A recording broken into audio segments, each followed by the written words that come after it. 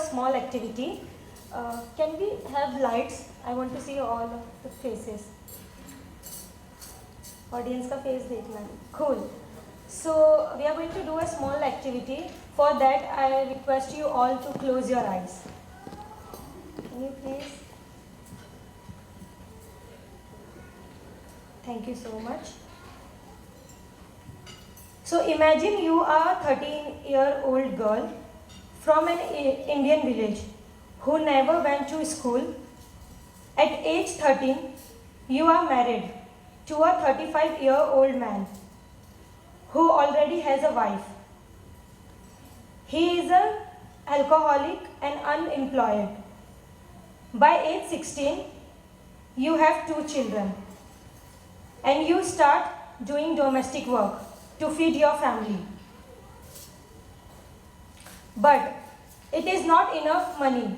Your husband plans you to send you to the city, promising that domestic work will pay twice as much in the city and you will all live happily. But when you reach the city, he sells you to a brothel and leaves the 2 children with you.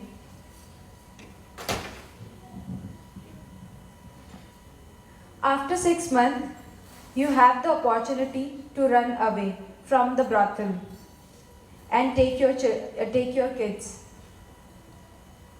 from this brothel, and you can run away to another brothel and earn $100 a month, and or go to a domestic work for $50 per a month.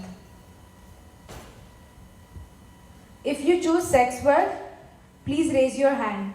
Please close your eyes, and if you choose a sex work, raise your hand.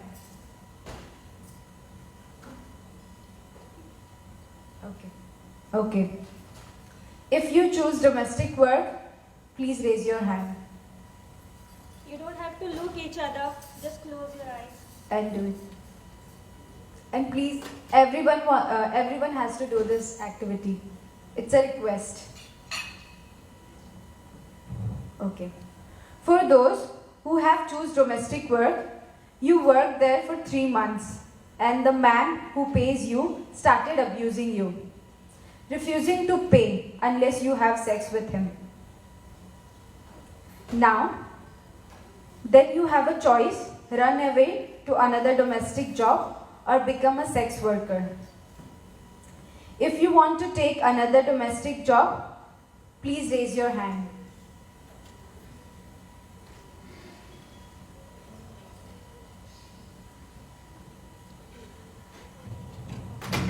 And you can put your hands down, sorry.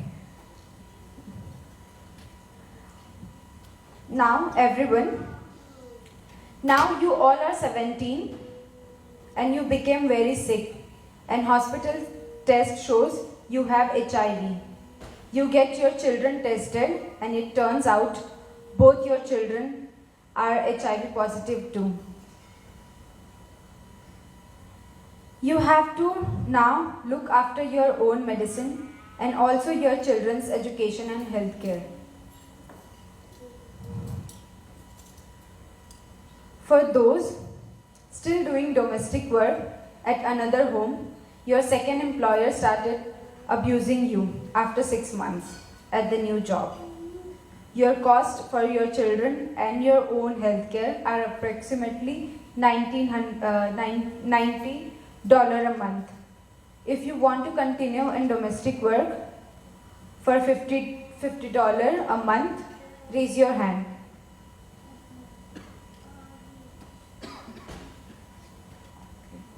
Can you please raise a little, we want to see the hands. Okay. And if you want to become a sex worker for $100 a month, please raise your hand. I know it's not an easy choice. Okay. For those who are in sex work, you learn about an NGO that keeps children of sex workers and provides shelter, education and health care. If you want to send your children to that NGO, please raise your hand.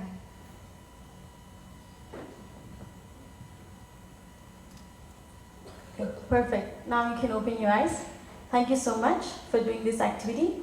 Now all of you must be wondering like, why did we make you do this activity? And how is this connected to you? Like, you're not a sex worker, you're not a domestic worker, anything like, but why we made you do this? So now the story that you heard about a 13-year-old girl who been sold into brothel is the story of our moms. Our mom who been like, when they were 9-year-old, they've been like, they've been sold into brothels by their own father or the family member or somebody in the family, And the girls in the Kranti who are like 14 years old or 12 years old, they've been also trafficked at age of 9 or 10 or maybe 12. So basically this NGO Kranti works with the daughter of sex worker to empower the girls to become an agent of social change. So there are 3 main mottos of Kranti that we work with. First is therapy, second is traveling, and the third one is theater. The therapy. So basically all of the girls who come into Kranti is like, including Sheetal, Ashi and myself. We've been abused by like our father or the family member or somebody. So all the girls from Kranti have been abused or have some kind of physical or mental force that they've been gone through. So basically we do therapy. The Kranti believes that when you do a therapy, like, we've been carrying a lot of weight on ourselves. Like, we've been always told, like, this was your mistake. Like, you've been abused, you've been raped because this was your mistake. Like, probably you were not wearing the good clothes, probably you were not having the good manner to talk to the guy, like, So the society been telling us all the time that this is your mistake, this is your problem, and that's the reason this has happened to you. But the therapists, they always tell us and they encourage us, like, this is not your mistake. Whatever happened to you, this was not your mistake. Because you never, like, you don't know what happened to you, like, and like the therapy, they encourage us to understand from other people's perspective, to know, like, why did that man did this kind of activity with you guys. And like, first of all, like, we used to be very angry, like, I just want to kill that guy who did this to me. Like, I just want to, if I find that guy, I don't know what I'm going to do.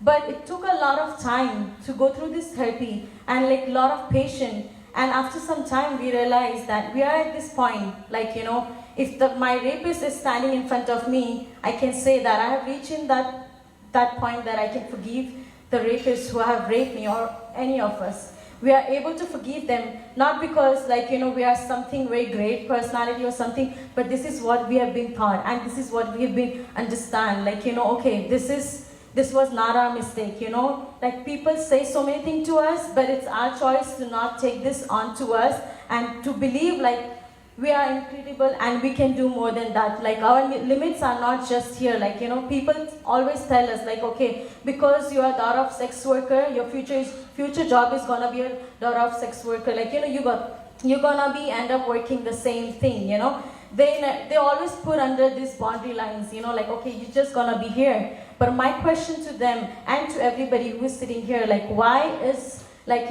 we always come here? Like, I think we can go more than that. I think we can achieve more than that. And the second thing that Kranti believes in is called traveling. So basically what we understand is, like, when we travel, we learn from many people, like, from their perspective, like, what they understand, what is their opinion about life, what they have been through, or like what they understand, like how they take life seriously, or like, what is their planning and whatnot. So that makes us learn a lot. So that's why, like, Kranti do a lot of traveling. And the third one is theater.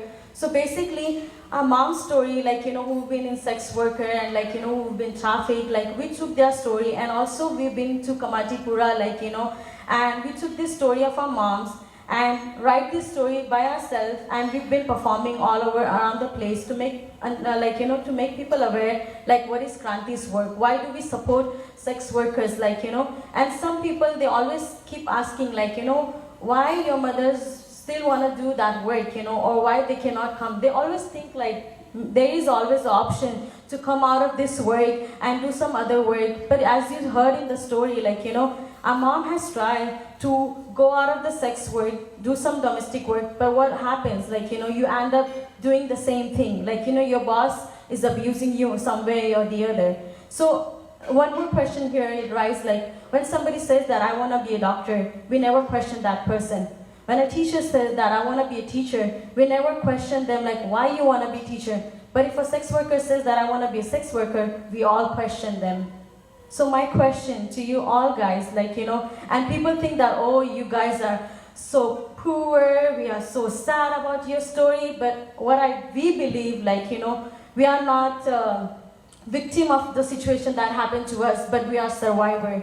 We believe, like, whatever happened to us is for the good reason, and whatever is happening to us right now is making us more stronger. The family in the Kamatipura or the red light area is not darker, it's not horrible for us. The family lives there, we love them, and that's our house, that's our home, and we feel safe for them. So when we talk about change, what you really mean about change? The change will only come when you just not think about it, but also do something about it. Thank you.